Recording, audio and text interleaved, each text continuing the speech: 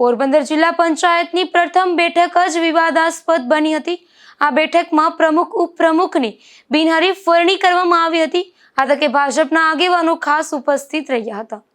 પોરબંદર જિલ્લા પંચાયતમાં પ્રમુખ અને ઉપપ્રમુખ સહિતના પદાધિકારીઓની નિમણૂક કરવા માટે બોલાવવામાં આવેલી પ્રથમ સામાન્ય સભા ભારે વિવાદોના ઘેરામાં આવી છે।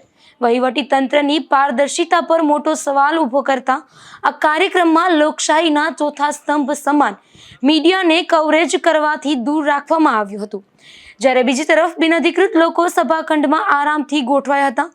મળતી માહિતી મુજબ જિલ્લા પંચાયતની આ અત્યંત મહત્વપૂર્ણ બેઠકમાં પ્રથમ મીડિયા કર્મીઓને સામાન્ય સભાથી દૂર રખાયા હતા। આશ્ચર્યની વાત એ છે કે પ્રથમ તો પત્રકારોને પ્રવેશ આપવામાં ન આવ્યો, પરંતુ સભાખંડની અંદર ચૂંટાયેલા સભ્યો સિવાયના અનેક સભ્યો અને રાજકીય ટેકેદારો હાજર જોવા મળ્યા હતા। આ બેઠકમાં પ્રમુખ તરીકે શીતલબેન ઓડેદરા અને ઉપપ્રમુખ તરીકે ગોપાલભાઈ કોઠારીની નિમણૂક થતા ભાજપના આગેવાનોએ શુભેચ્છાઓ પાઠવી હતી।